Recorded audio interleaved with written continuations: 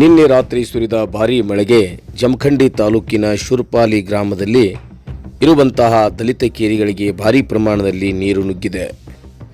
ಕೇರಿಯ ಪಕ್ಕದಲ್ಲಿರುವಂತಹ ಕೆರೆ ನಿನ್ನೆ ರಾತ್ರಿ ಸುರಿದ ಭಾರೀ ಮಳೆಗೆ ತುಂಬಿಕೊಂಡು ಹೆಚ್ಚುವರಿಯಾಗಿದ್ದ ನೀರು ನೇರವಾಗಿ ದಲಿತ ಕೇರಿಯನ್ನು ಪ್ರವೇಶಿಸಿದೆ.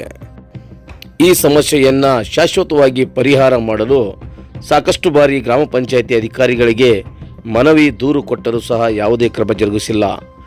ಸದ್ಯ ಡೆಂಗ್ಯೂ ಅಂತಕ್ಕಂತಹ ಒಂದು ಕಾಯಿಲೆ ತೀವ್ರವಾದಂತಹ ತಾಂಡವಾಡುತ್ತಿರುವಂಥ ಸಂದರ್ಭದಲ್ಲಿ ಈ ತರಹ ಕೇರಿಗಳಿಗೆ ನೀರು ನುಗ್ಗಿ ಅಲ್ಲಿ ಸೊಳ್ಳೆಗಳು ಉತ್ಪತ್ತಿಯಾಗಿ ಜನರ ಆರೋಗ್ಯದ ಮೇಲೆ ದುಷ್ಪರಿಣಾಮ ಬೀರುವ ಎಲ್ಲ ಲಕ್ಷಣಗಳು ಎದ್ದು ಕಾಣ್ತಾ ಇದ್ದಾವೆ.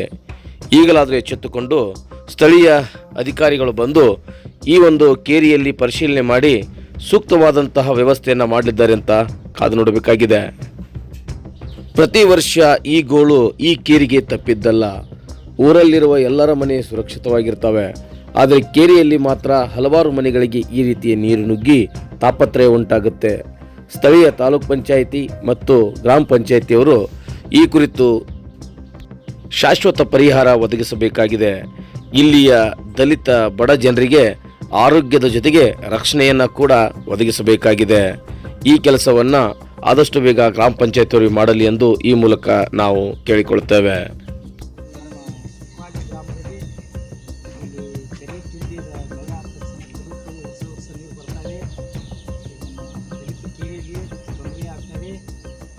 ಪ್ರತಿಯೊಂದು ವರ್ಷ ಎಕರ ತುಂತರ ಪಂಚಾಯತಿ ಗ್ರಾಮ ಕ್ರಮ ತಗೊಂಡಿಲ್ಲ. ಇದಕ್ಕೆ ಹೋಗುವಂಥ ದಾರಿ ಬಳಿ ಕೂಡಿಸಲು ಹೋಗುವಂಥ ದಾರಿ ಯಾರೂ ಮಾಡಿಲ್ಲ.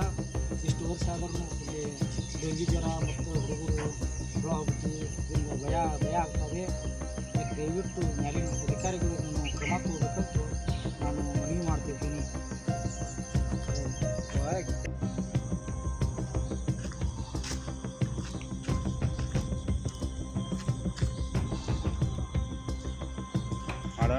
ಅಲ್ಲಿ ಹಂಗದ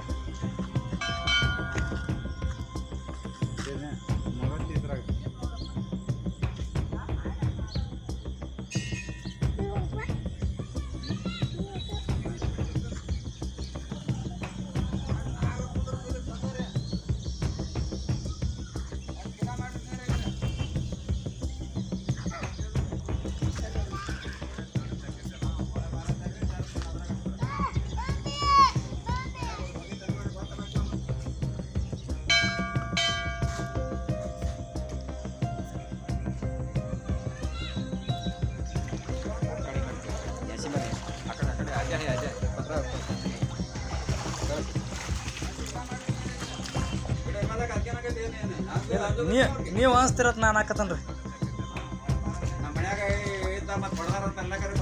ಬರ್ತೈತಿ ಸರ್ ಮತ್ತೆ